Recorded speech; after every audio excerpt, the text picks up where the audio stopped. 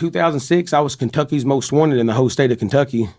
Welcome to Misrepresented, the podcast that gives a voice to the voiceless. Here we expose the truth behind the headlines, the cases, and the stories that have been twisted, silenced, or ignored. From the courtroom to the court of public opinion, if you have been misrepresented, your story matters, and this platform is for you. Welcome to Misrepresented, where the truth gets a mic and the system gets put on trial. Today, we have some legends up in the studio, okay? The godfathers of country rap, Twang Round.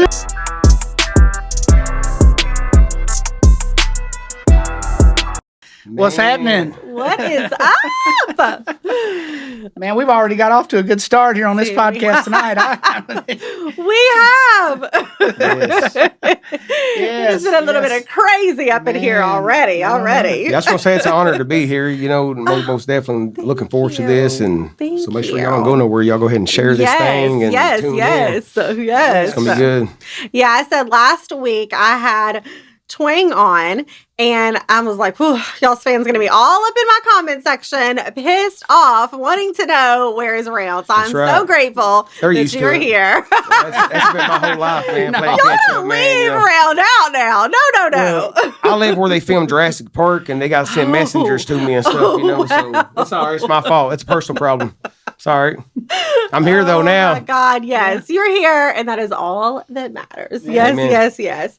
Thank you. So, in my opinion, you guys really paved the way for a generation of artists who really refuse to kind of be put in a box, right? Mm-hmm. Like, let's get into it. Let's get into that. Yeah. So, you're called the godfathers of country rap. Okay. What did that journey look like for you guys? Like when you first started, how do you feel like you blended, country and hip hop? Yeah. So I think that country rap and genres is all a construct of society. So as an artist, I don't even really like putting myself in any kind of box. I like the way I break it down is we're Kentucky boys that grew up. I grew up in a household where Mama and Papa was listening to Conway Twitty and George Jones, Loretta Lynn. Mom and Dad was listening to AC/DC, Leonard Skinner, Pink Floyd. And then when I got into high school, I was listening to Tupac and Biggie. So, and then you throw the bluegrass on top of it. So if you take every bit of that and kind of throw it in a cultural blender and puree it and pour it out, you get Twang Round. Okay. So that's kind of how I talk about it and how I put it in perspective for people. Once again, I love the aspect of being called the godfathers of country rap. I'm proud to be a part of country rap. I'm proud to be one of the people that helped usher in that genre of music, and that's how I look at it. And I'm thankful, grateful for it. It's all about what the people say. I mean, you can say it's going to be a great song, and you put it out there, and it don't resonate. You know what I'm saying? And so it's like, country rap. I never woke up and said that, and so a lot of times when people do put things on there, it's how they view it. It's almost like a sermon. Mm-hmm, you listen to a song, it's like, when does a Christian song become a Christian song? When does a gangster song become a gangster song? Yeah. It's so subjective, and I don't know, like you said, a construct, it's we're at the point now in our music, man, it's like, especially the last 3 years, I mean, people's like, what's your favorite record? And it's like there's seasons to it. Right. For sure. We've been doing it for a long time, since the 1900s. Yeah. That's right. So thank 20th century. But if you don't like it, man, that's okay, Yeah. But I think when you say country rap, I think you got a preconceived notion of what you think it is, or somebody call it hip hop. I mean, I wouldn't classify it as hip hop at all, I mean, it's Kentucky gentlemen, Right. And we got a lot of resources and got a lot of integrity and real songwriters, vast array of our journey. Feels like different lives, so it's like, I don't know, what's it called? I mean, it's Ameriflow, gritty gospel. Yeah. I think it's a kind of music that puts the fans in a place where it's okay to listen to it and be 50 years old. Right. Where straight hip hop is a young, raw, rebellious thing, right? I mean, but again, I mean, my POV, and it's okay, subjective, Perception, yeah, for sure. So Twang, you know, you mentioned that you had artists that kind of inspired you, you know, and that's kind of like how you feel like this, you know, mixture came about. What about you, Round? Do you feel like that you grew up having any artists that inspired you? Well, I've had this question before, and I can say, you know, what we say in every interview about what our parents listen to. But I mean, it's like looking back at that answer now at 39, as I did at 14, and it's like biblical now. Right. You know, because I'm not like a drifter, like I move with intent. Yeah. You know, but, you know, organized noise, like producers, probably more for me, you know, and some of those guys, of course, you know, the class like Scott Storch, and of course Dre. I mean, you know, people call me like the White Dre and stuff, and I can see that the White Dre. You know, Okay, you know, okay. Yeah, White Ice Cube, whatever. You know, but really, you know, like 8-Ball and MJG, that was country rap to me. Yeah, Movement, they you know? really were. Yeah, Yeah. So it's all a melting pot of just life in general in the region that I come from, Appalachia, Kentucky, the foothills. Listen to that slum music, man, and Dirty South movement. It's all a part of it, you know. Yeah, for sure. Okay. So what do you think that you have influenced the most in today's music? Well, probably truth. You know, we write in parables where you can find, I mean, you know, God, especially the stuff we're doing now, the gritty gospel stuff, it's like we've built God as the foundation of this project, where before God's always been in our music intertwined, but it's more like, you know, we bring God in to a project. But sure. I like those projects too, because you know, when we touch on something that will be more on the gritty gospel side or more for the Lord, oh, so you're Christians now? We get attacked by the churches, and you know, well, we are going. We might make a song about a homicide. I mean, you really don't know, because are you going to watch a movie, and if a booby comes on, you're going to turn the TV off? Probably not. You know, so you know, you can't just come out of a turtle shell, in my opinion, and strike people if you ain't got all of your lug nuts tight. Sure. You know, on the absolutely. Yeah. Yeah. So you mentioned, like, you know, when you're in the flow, you're in the studio, it might be that God, you know what I mean, that light flowing through you, right? So I've heard other artists tell me that they've been in the studio, and other producers especially. Good friend of mine actually was in the studio with some pretty high profile artists, and they were like, they're chanting over the music. It was some real dark energy. Like, have you guys ever experienced any dark energy or any paranormal stuff that happened in the studio? Really? Okay, you gotta tell me. You're getting into it now. Get into it. We wrote a song, you know, I mean, you tell about it. I mean, whatever the worries away about our children, you know. Yep. And we watched a phone. Well, your wife seen it, but I seen it too. And I looked at her. She said, "Homie, I seen that." So a phone flew. I got a 16-foot between the walls there, and it flew from the desk, and it knocked the battery out of the phone. And of course, no way. You're like, did somebody trip across the court? We're all seated, and she looked at me. Her hands went up. She said, "Homie, I seen that." We went by her. I know she seen it. It almost hit her. So the phone just like flew across the room, basically. Now I got bass and stuff going on, but even bass, it would fall off. Yeah. It projected, you know, now. Yeah, that's but energy, I mean, we can go down rabbit holes of that kind of stuff, Octagon Hall and all of that, you know. Yeah, because you guys have filmed there, right? Oh, man, we got their pictures hanging on the wall in the museum. We got a Twang Round picture. And that's like a really haunted place. Oh, my God. Tell me about it, Twang. Tell me about it. Yeah, so it's one of the only 8-sided pre-Civil War structures left in the country, really. And Andrew Jackson Caldwell built it right before the Civil War. It was a plantation property. There's a slave cemetery on site that has, they're not really sure, they're saying anywhere from 40 to 50. Well, now since they've done the land scan, there's been sacrifice. It was Indians. Yeah. There are bodies literally all over that place. Wow. When I tell you from one den to the other, it's like a cemetery. The whole place is like a cemetery. Oh, my God. 31W, that was a buffalo trail. Yeah. So a lot of histories through this. You got to think about where we're talking about, Franklin, Kentucky, right there on the Kentucky-Tennessee line. Mm-hmm. That's the bloodiest. That's brother against brother right there. I mean, that's tearing households biblical. I mean, tearing them apart, you know. Yeah. And there's soldiers buried there that came back in the Battle of Nashville that made it back to get bullets dug out, and they got to the hospital. It's wicked. I was there for the history. Harry knew about it. I found out the hard way that it was haunted. You know, because I'm there putting cool hats on the mannequins and stuff. I'm like the guy in the movie, you know. That is crazy. The place is very wicked, and of you course, mentioned sacrifices.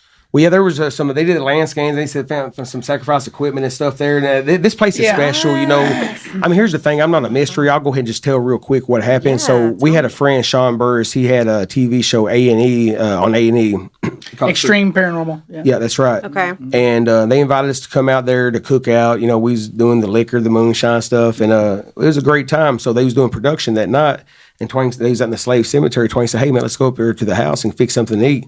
We go up there or whatever, and he's just talking about regular stuff, just regular life, you know. So up there in the hospital rooms for the ones We're the only two in there. Correct.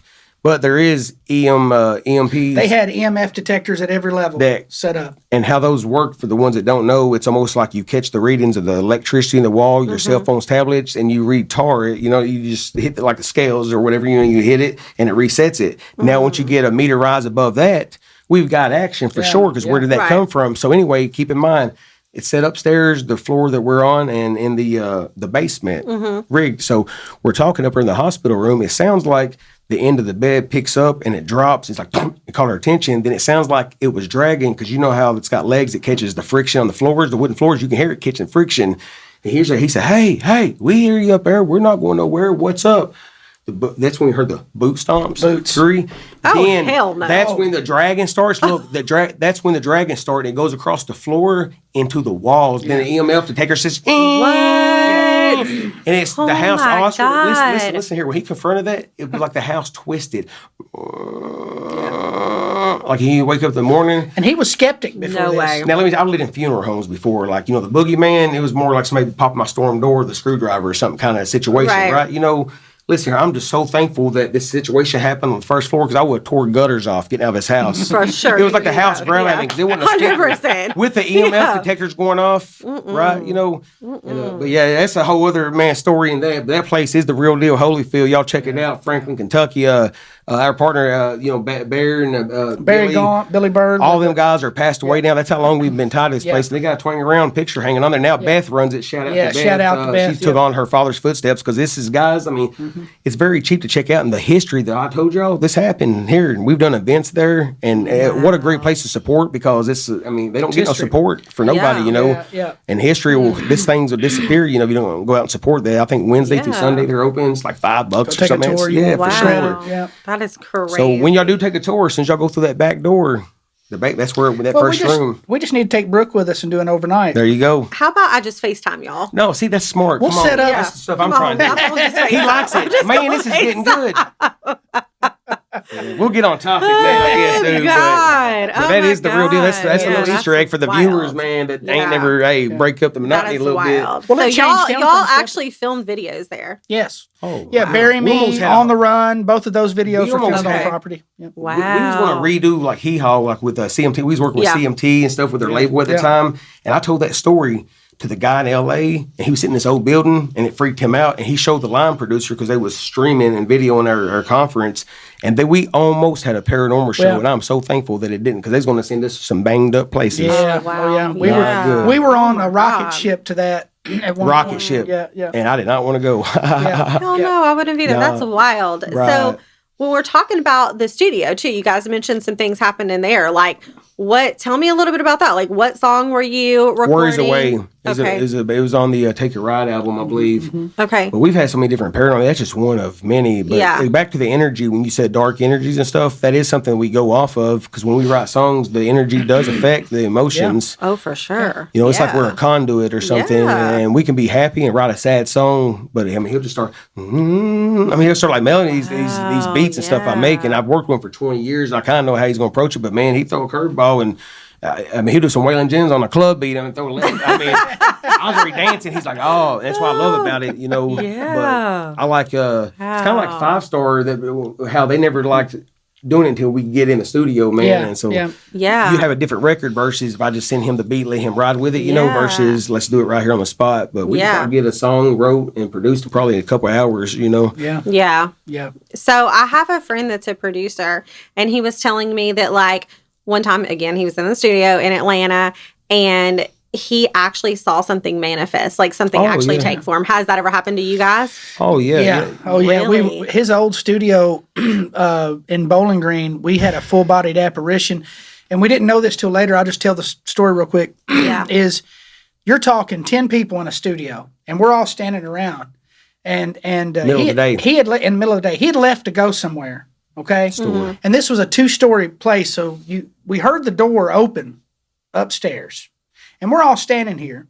In the basement. Yeah, and looking down the basement hall, and then the stairs went up like this. So we heard what we thought was him returning from the store, and we heard the door open. We heard the feet coming down the stairs, and I'm looking directly at it. Okay, this thing comes around and starts walking it, and the only way I can explain it, no head, no feet. It was just a torso like this. It dissipated when it got to the Hell limbs. no. I'm Dude, I'm getting goosebumps all over. Look. Oh my God. Oh, that's Patty, a gospel. his This really happened, dog. Patty, his wife, said, She said Emma's upstairs. My daughter was Yeah, upstairs. She looked at Emma's upstairs. This thing came at us and hit us. My God. Like, and you Passed could feel through. the cold air just His cousin was in New York, shook. 13 years in prison. This guy just got out of prison. He He's said, you let me mad. sleep down there. Yeah, he was mad. He was mad, bro. So anyway, God. full body apparition. So later on, I did research on that address, and the guy had died of an overdose upstairs. And you know what? Anybody that says like, "Oh, that's a boogeyman," how did you get here, homie? Did you spawn here? Right. Like consciousness. Right. Explain that. Let's start there, Clyde. Let's go down that. Oh, rabbit you getting hole. lightheaded? Oh, look, he's leaving, y'all. You know, so nothing's off the table for me. Right. Bigfoot, nobody gets. Maybe he's just pixelated, homie. Yeah. Maybe he's 4 megabytes. Could be. Maybe he's interdimensional. Right. Could be. Right, who Could knows? be. I don't want to see him. You know, That's right. I know a lot of people that do. I don't want to see him. Right. Shout out to those guys. That's God. a half feed. Oh my gosh. So, do you remember? Let's shift gears a little right. bit. Do you remember the moment when you realized that you were really like pioneering a whole new genre? No. Was that ever like a registered Not even thing now. for you? Not even. Okay. No. It's never been a time. He when said you were it like- before. He said, "Man, sometimes Yeah, you're just humble. Y'all are just humble. Well, Yeah. I don't. Well, mess even with when you nobody. introduced us, Yeah. even when you introduced Well, us. think it's- about this though. Go ahead. No, that's it. Think about this concept really though on some critical thinking. Like I live like a little house on the prairie. Like I live back here. I mean, it's hard to think about this though. My road's 16 miles back and it dead ends. Mm-hmm. And I don't talk to a whole lot of people, but when you get these interactions where we're like, "Oh, I know who you are." They never said nothing, Right. but they said that you've been with for 2 hours and you didn't even know. You know, man, we've been in a couple different bands, 25 years, or we've been on national television shows. I mean, how many people have we affected with the phone? It's a Yeah. small world. I mean, I got stats I pull up, and I mean, we're in 147 countries that I've got Yeah. at least analytics to. There's probably bootleg because there's people, man, like burn down back roads, man. War and stuff is going on. They send videos from Black Hawk helicopters burn down back roads. Oh my gosh. I mean, it's just crazy, dude. That's Yeah. wild. Yeah, that's probably Kentucky boys, you know what I'm saying, representing over on the other side of the world. And you to know? his point, we would get messages from police officers, military guys You don't talking know the about, fan base. I mean, Yeah. this is what got me through. You know, your music Okay. touches me, and this is what got me through. And I would say that those messages we would get does make an impact on us, especially when it's like, "Hey, man, I was about to check out, and I heard outside my window, and it changed my life. It stopped me from Yeah. taking my own life." a girl. I right then when I get those kind of things, I get emotional about it because as an artist, that is, in my opinion, that is your goal. Is if you Absolutely. can touch somebody on that level, and To your ripple. art moves them in that way, and you're moving culture in that way, that's success. There's Absolutely. nothing Yeah. beyond that. Now, this is my new favorite quote. I had one before, it was on my Facebook forever, but this right here, what you touch on, it's like you change a life, that's a ripple, and says you change a bloodline, that's a legacy.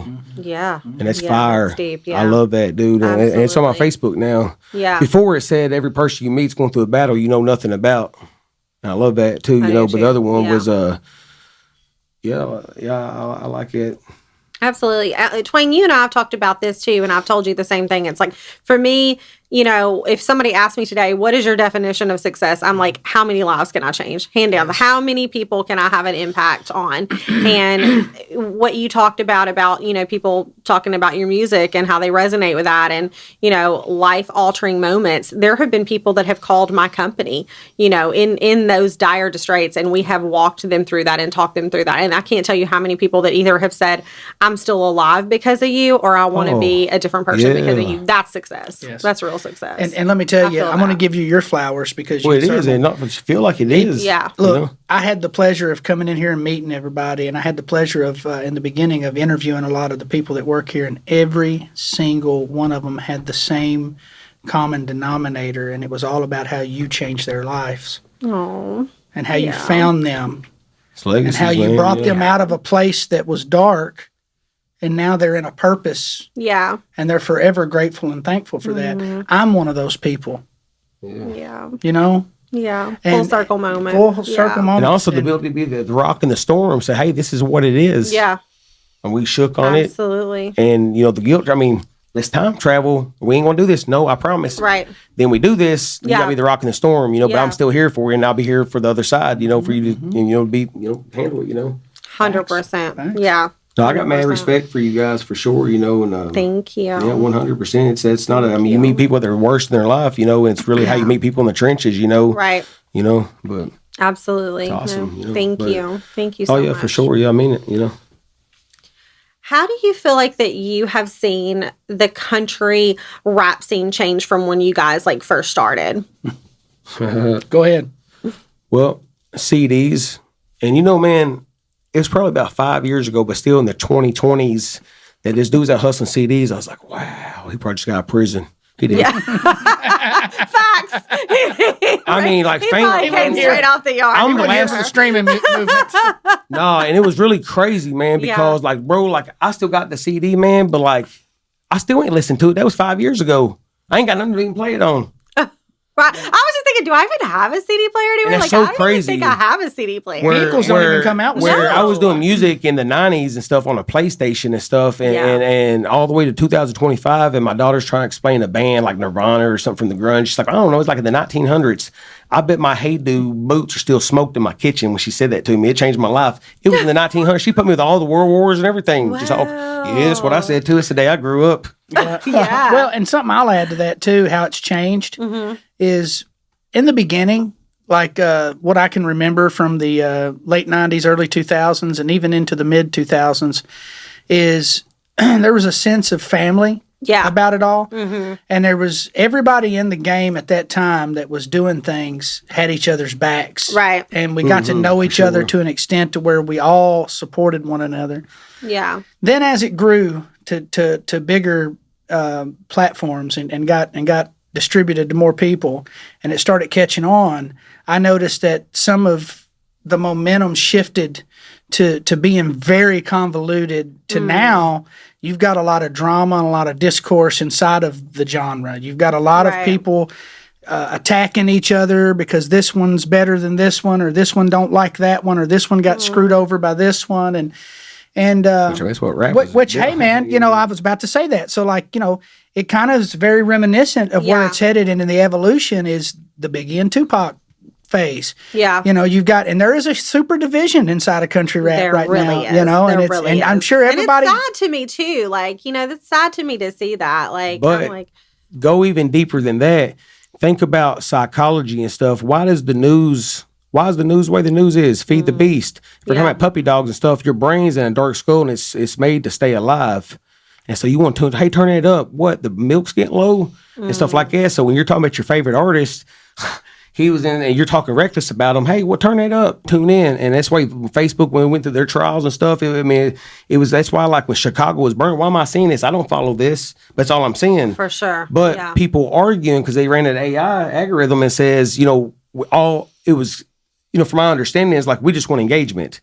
Well, it ran the things, and when people were angry, they were more engaged by getting their point across. Yeah. Yeah. Well, it's definitely a marketing for sure deal nowadays. I mean, you see 2 mile road though. Yeah. Yeah. That's what I say. It ain't the longevity. It's the 2 mile road. Yeah. It's like an addict. It's fun. Yeah. But it's 2 mile road. You're right. You're right. So I think it goes. But you know what's so sad about that? They don't even know that's the scheme. It's just going into because they're getting attention. Right. But man, it's real life out here, real families, man. You're right. Yeah. You're absolutely right. So that's why Twang Round is man, y'all guys should be bigger. I was like, man, we just cruising, man. And what you said, what's a W to you? I never told nobody what's a W. So that's where people get lost at, right? Right. Is social media. You feel like you're not as far in life. Yeah. Anyway, I'll pull back a little bit. I don't want to stay on topic, man. But that's why I say anything y'all want to talk about, man. It's a fat head right here. Well, just the I love it. Yeah. I love it. I even told peers and stuff, I'm like, hey man, go write 16 albums dissing me. Yeah. That's just going to promote. I'm all about it. Go. Yeah. I hope you spend your whole Do a whole career. diss track, yeah. Yeah, make me your whole career. I don't think a blessing could ever come out of Get a that. Grammy on me. Let's go. Well, hey, it ain't about the acting, it's about the reacting. That's right. When I'm the EMT one day and stuff, you've been reckless with me. I said, ooh. That's the paradox. And that's right. where when they get hit with that real life, man. But yeah. Yeah. So let me say this to you, Twang. So people that know you and I know our backstory, and we've been friends for almost almost 30 years now. Yes. Yeah. It's crazy. So people will always say to me or ask me, do you think so-and-so is really imitating him or Round? You know what I mean? Since again, you guys are the godfathers, right, of country rap. So I do have to ask you without saying any names, because I don't want to throw shade on this podcast, unless it's to corrupt, prosecutors or law enforcement. But we won't throw shade on my old landlord. His name's Earl. But seriously, do you feel like that when you look at other people that have been, out of your genre, do you feel like that they have imitated you guys at all? I mean, I've seen it in levels like that. Even at the record label, there was cloning going on, okay. and hey, that's to me it's flattering, because we're not haters. Yeah. There's not a hating bone in Twang Round's body, right? If they want to get out there and I've inspired them and inspired the way they look, I'm a trendsetter, right? So I'm going to do that regardless. You know, I'm original. So my moves are going to inspire masses of people. So why not inspire 100%. Other artists? Absolutely. That it's flattery to me. Yeah. And for me to see it in real time is captivating and flattering. Yeah. Okay. What about you, Round? Well, it's a unique answer, but I mean, I'm gonna have a good time anywhere I go. I mean, this world recycles people every 80 years, so I'm like. I mean, I guess I make good advice. You just take my name off. If you want to put on Facebook your name, I mean, but what he said is true, man. We've had labels tell us that that's a horrible idea. Then we see it. And they go to the same place, the audacity, man. Exactly. That is crazy. That's what I meant by cloning what he's talking about. But, yeah. Wow. But I know, when there was a certain artist, man, he's really blew up here lately. My uncle looked at me, man. And he was like, man, he said, don't you wish that could be you? I was like, nah, bro. No. I mean, let's be fair. I don't even know his story. Yeah. I'm handling mine. Yeah. Right. I mean, I got enough, but I'm handling it. Yeah. Right. So for sure. that right there, even that sentence right there, it just we look at life just a little different. See what I love about what he just said is that's a fact. Yeah. We are so focused on our purpose and our mission. Yeah. I can't even tell you what everybody else is doing. But is that not what people is like, hey, do yeah. I look straight? I mean, like people, when you think other people's not even thinking about you. Yeah. Other people so fixed on themselves, it's a paradox. I mean, I was like, I just closed the book a long time ago. I was just like, hey, I can't. Yeah. Everything I like about the world, I am. Everything I don't like, I just try not to be, Right. So 100%. Get back to the simple things. Absolutely. And Twang, you tell me all the time, you're like, you have a lot of imitators, but nobody will ever be you. Oh. You say that to me all the time. And I'm like, just like what you said, glad I could be their inspiration. That's right. Oh, that's fast. BS over here, they couldn't do it, man. Right. Yeah. I mean, here's been. Oh, you know what? Let me piggyback off that. Because when people say that to me, like, did you see so-and-so's imitating you, or they're this or they're that, or they're, hating on you, whatever. I'm like, listen, no, everybody wants to be me or have what they believe that I have built or whatever the case may be, but they don't want to go through what the fuck I've gone through to get here. Facts. Nobody would want to deal with the shit that I deal with. Since you want to be a messenger, and you play the post office and stuff, what did you say right there? Because you might be the problem. Right. That's right. 100%. See, that's a good way to check people. Oh, I swear, 100%. I mean, we do that to recently. Yeah, we do that to people. I mean, because then I'm the same way. If somebody comes up hating on one of my boys, I stop them. Yeah. I say, look here, before you go any further, let's get him on the horn for you. Yeah, let's talk. I'm going to do you a favor. Him on FaceTime right now. He's got big old arms. Yeah. Be careful what you say, because it may piss me off. Yeah. For sure. I mean, you want to know. I mean, if it's something that's coming out of left field, but I know we're off the dribble, man. This is life changing. This is gossip, bull. Yeah. I used to smoke people's boots, man. I'd introduce people on purpose, just set them up for ice cream. I'm like, just a friend. Hey, man. Hey. The world needs to get more of it, man. Gossip, man. Yeah. Nothing good can come out of it. You're right. Nothing. You're absolutely right. Nothing. Run it like the court system, for real. Yeah. And they said it. Is that their first name or last name? Right. And every one of those people, to your point, Brooke, that are sitting there talking about, well, I wish I had what she had. You're right. They're not going to climb the mountain. Hell no. No. They just want to be a helicopter ride to the top. Right. Everybody wants to get to the top, but they don't want to climb that mountain. I got something to say to that right there. Thanks. You know, think about this right here, if I may. Yeah. Let's say you see somebody driving a nice car on a Tuesday, like, man, what's that person do? A boat or whatever? And you got this assumption, but really, here's what's really going on. Dude's, man, going through a divorce. He's got a side chick with him. She's addicted to pills, and he knows it's coming to the course. He knows he's probably going to smoke himself when it does come. But you got this whole assumption. Who knows, man? Who cares? Yeah. Do 8 billion. I mean, man, stay in your lane, dude. Fix yourself, dude. You know, a ruthless audit. Yes. That's where it needs to start at, man. For anybody listening to this, man, yeah. Hey, yeah, man, yeah, 100%. Yeah, anyway, I just want to say that right there because those assumptions, man. Absolutely. Yeah. Yeah, that was awesome. Absolutely. Thank you. Yeah. So what do you feel is like the biggest like misrepresentation or misconception that people have about country rap and its fans? That it's in a box, you know, that only rednecks listen to it, that only a certain level of people listen to it. Because let me tell you why I know that that's a fallacy, is because Twang Round have fans that were kids that are grown up now and have kids. And I've seen every ethnicity and I've seen every walk of life be our fans. And I've seen whole families come to events and come in as a family and meet us. Wow. Okay. So the biggest fallacy about it is that it's just, you know, dumbed down redneck rap.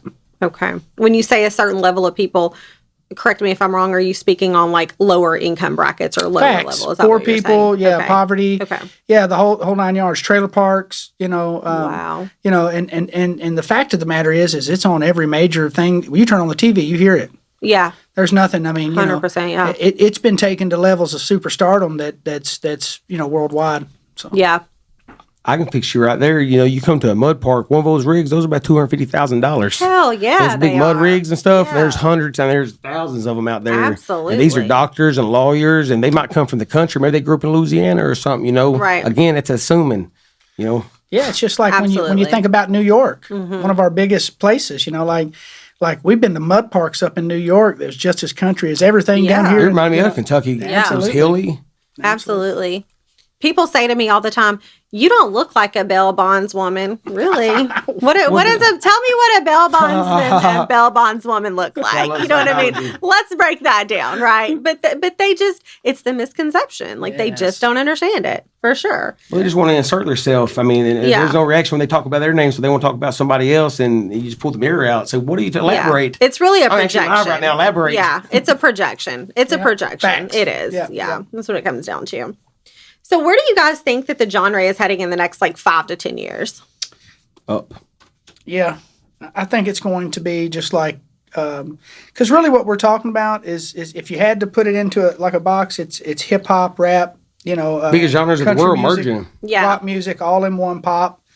It's everything. Like we're in a renaissance period in the music industry. You know, there is no genre anymore. It's just whatever's popular. Yeah. So Competing with AI now. yeah. So popularity is really the gauge. Yeah. That's Yeah, one of the yeah. biggest changes of everything.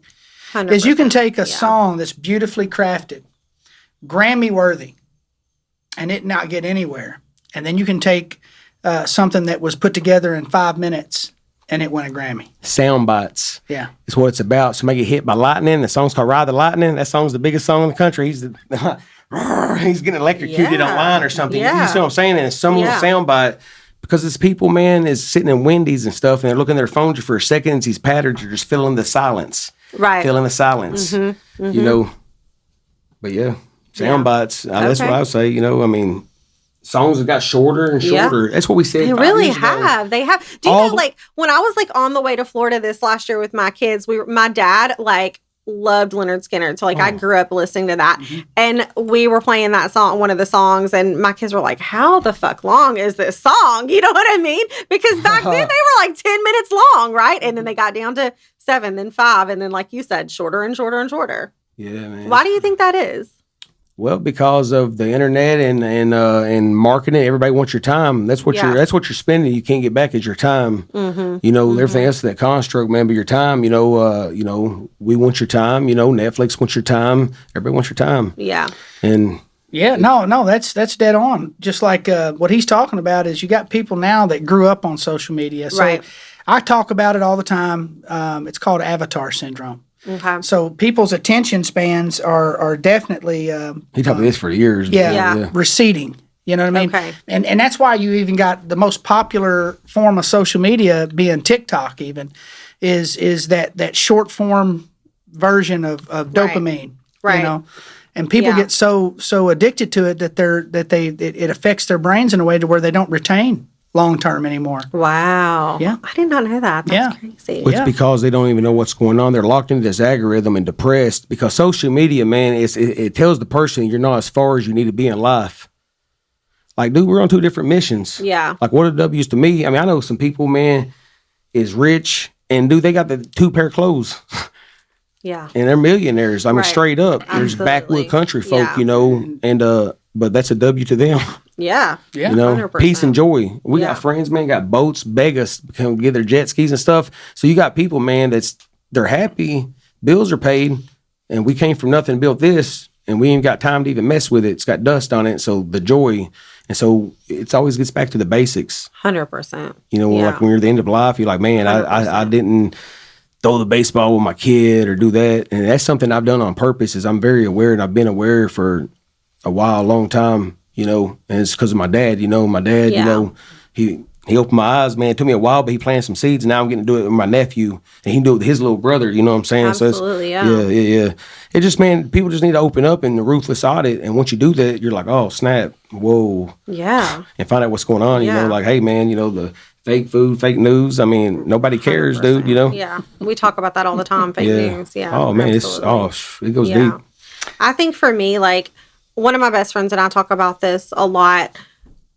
We would say 10 years ago, we manifested this. You know what I mean? We didn't even know what manifesting was then, but we manifested this, right? And now we're here, but we have all this responsibility. We have all of these time consuming things. And to your point, we don't have time to go out on the boat. You know what I mean? We don't have time to do the things that we love to do anymore. I think in this season, it's all about delegating. I'm like, I have to do better with that because I think nobody's going to do it as good as me. You know what I mean? Nobody's going to do it like this, like whatever. And I have to like get out of my own way to say, okay, I have to delegate this shit. If I don't, I'm not going to have any time at all to do things that bring me to the highest presence of joy. You know, I think that's really important for sure. For sure. Yeah, it's a ruthless audit because you can lie to yourself. Yeah. I mean, right? Yeah, You know, you can, yeah. Well, my brain lies to me every day. Right. You know, that I always, we make this joke, my brain's a little fat punk. mine too. And it just sits up here all day long trying to deceive me Yeah. of things. And then my discernment comes through and overrides that. And the more I feed my discernment and I don't listen to the little fat punk, the stronger I get. you can't listen to that. And the That's more scary. peace I get. Who's in control? Right. Yeah. That's That's wicked. a thought. That is, yeah. That's a thought. Scary. For sure. Yeah. Yeah. So, would you all be willing to share with me a story that your fans have never heard before, but you think it should be told? Yeah, sure. I mean, I Yeah. don't care, man. I mean, shit, as far as I know, I ain't doing nothing in the dark. I mean, there's things I keep separate, but I wouldn't care to do it online either, man. Oh, shoot. We done podcast this morning. Well, He's accessing files right now. He's Yeah, I trying mean, to figure out. okay. He's like, man, what can we? Right. gonna trip Let's some get him some businesses. downloads out Yeah, here. here we go. Here we go. He's gearing up. I better not, man. He's gearing up. Come on. No holding back on Misrepresented. Yeah, No holding back. Well, all right. In 2006, I was Kentucky's most wanted in the whole state of Kentucky. What? Yeah. Really? Yeah. All the radio stations and the main news, and the biggest news station around, multiple news, and just for cannabis, man, just a little bit of cannabis, man. But I got tipped off or whatever, and I was able to shut it down or whatever, and they just hit me with a little. They had with a sealed indictment 2 years later, and they tried to ruin my name. I launched a whole career off there, and I had to turn myself in, and really didn't know. I didn't think that's what it was at the time, which I went and got my lawyer and stuff, and he's ready for Fed or state. But of course, to get your discoveries and all that, you got to turn yourself in. So Sure. my daughter's 18 years old now, and Patty, you know, my wife, man, she was pregnant with her, man, getting ready to bust. I had to turn myself in. I didn't know if I was ever gonna. I didn't know if I was ever able. So, but it was. I mean, me and mine, right? I'm not taking nobody else for a ride, right? Yeah, you know, for it's me, sure. and I had knocked on those doors and turned myself in on there. And didn't know if it clinked. Didn't know if it would ever just a quarter pound of bud, to be clear, misdemeanor. Wow. But they ran it so hard. And they try to reckon it, and I sampled. It's how our CD starts, work release program. Yeah. Those are real, on those albums, those are real news samples. And it said that I was on the run, and it ran me a split screen with somebody else. Now, for clarity, for business owners saying this, I mean, don't panic. Right. It was just a long time ago. Well, it was BS. I mean, I was at my house. I wasn't even on the run. I was at my house at a recording studio. Yeah, well, we were sitting there, and the news came on. And this is because what you got to understand about what he was just talking about is he had give all of that up already. And you're talking about like 2 years later. Just cannabis. He had a great job. Yeah. Had everything. Yeah, and his wife's pregnant, about to give birth. Man, I had my life And there's still indictments on him he had no idea about. Wasn't they probably watched me? Yeah. Great point. Working a regular job, tax paying, starting a family, and 2 years later they just came and shattered it with and they ran me and I didn't see it. And I sit up all night. My wife, man, crying and stuff, dude. And I sit up this morning and they done called the other. I didn't even know who he was. It didn't have relevant to me. Had nothing to do with him. All of this over some cannabis. Yeah. A quarter, 112 grams. The bag weighed 9 grams. That's ridiculous. No, I'm just being funny, man. But yeah. Ridiculous. So what ended up happening? Well, I mean, nothing. I mean, my lawyer gave me some little probation BS, whatever, like a felony diversion is what it was, because I'd never been in trouble before, and I was able to get a felony diversion on there, dude, you know. And got your record. He said, what do you think it is? I said, well, man, I'm scared to say. I said, the only thing that I know is that pot, because the dude but he said, well, if you're in a school zone, because what it was is it was saying controlled substance, and they put me in a school zone, Western Kentucky University, but on the news, they were saying trafficking controlled substance 1,000 yards of a school. That's what they was building on me. But see, man, you got to go back on history, man. My dad, 2,300 pounds of marijuana. Like, this has been in my bloodline for a long time. Right. And they just wanted to sink me right off the rib, dude, because my dad's dead and gone and they can't get him no more, you know. And I guess, man, but it never really made sense. But I am so blessed that dude, his first name's Mark. He tipped me off. And Mark, man, I owe my life to that dude, because if he had not tipped me off, well, they would have done all the controlled buys. Yeah. And, well... That's another conversation that we want to have live. Well, I mean, it doesn't align with the reality that those are what ifs and perhapses and stuff like that, right? You know, and I just thank the God, because I did have my life on cue, man, and that's something that I've not talked about in a long time, you know, because. Last time I did talk about it many years ago, it tripped him plumb out. Yeah. And almost ruined the deal. Oh, my God. Well, thank you for being so vulnerable and sharing that with me. But it's really, man, it's stuff that I would like to talk about with you guys about the good old boy system, because I know firsthand about that. Absolutely. Is that the first time that you were like, this system is really fucking corrupt and fucked up? You'd had encounters before, or you realized early on? Listen, my grandfather was the sheriff. Yeah. And, my God. And my dad was the biggest gangster dude. Yeah. I mean, you did not want to be on the receiving side of that, because he was good at arson and everything. Yeah. Oh my God. But this why I went and got that job. He said, boy, your daddy burned a concrete building to the ground. I don't know how he did it. It's a real conversation. Now, my dad had a big heart. He would buy disabled ice cream. He gave a Jeep away. But my dad, man, in '89, we was one of the first ones with big old video cameras. He was like the Kentucky Nino Brown. You know what I'm saying? Like that. He was a lad that he's giving turkeys out at Thanksgiving. Crazy. Yeah, when we got introduced as Kentucky Colonels, man, we got House Representative Sanders. He said, we got a bunch of stories. He said, we won't tell them all. So within that statement, that lets you know before the internet. Yeah.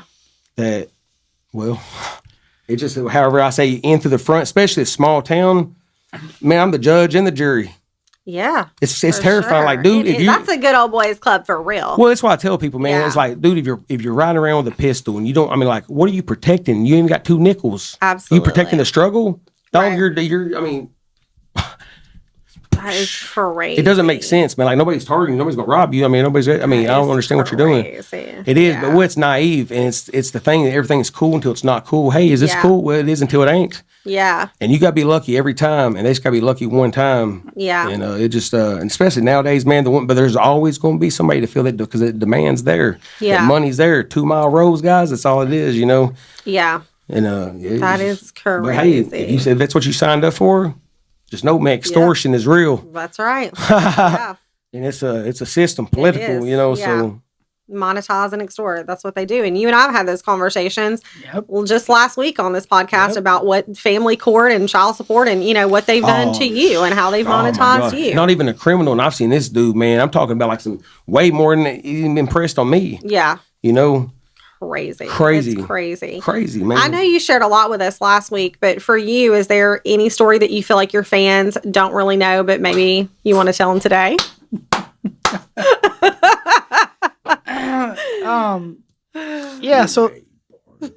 So let me this is a good one, actually. You're some Easter eggs so today. going back, so I told you I touched on the depth of the extortion that came from the child support deal. Yeah.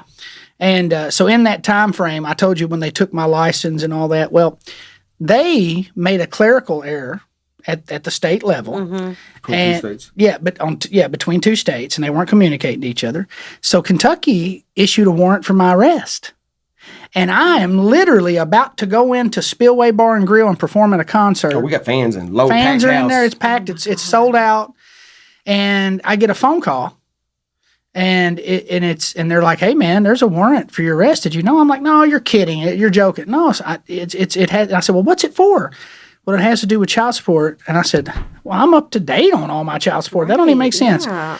So they're like, "No, man, that this is real." So anyway, I hang up. And so I'm about to go on stage, right? We had a system in place. We had one of our buddies. Yeah, that's right. I was about to go on stage, and I was just like, "What do I do?" And we're like, "Let's go do the concert." Yeah, So we go in and we start rocking. We're like 2 songs in, right? Yeah. Well, I'm 2 songs in and I'm on stage, and I look up. Our buddy. Yeah, and our buddy comes out of the back and says, "Police are here." Pulling up. Okay. So allegedly, okay, I dropped my microphone. That's what they say. Allegedly. Right. Exit. We unpacked so much in this amazing episode of Misrepresented. Stay tuned for the sequel with your boys Twang Round on Misrepresented. Hey, they already know who's on the podcast, man. We know we're going to go in some links. It's a Netflix series. 12 episodes. Come on. Yes.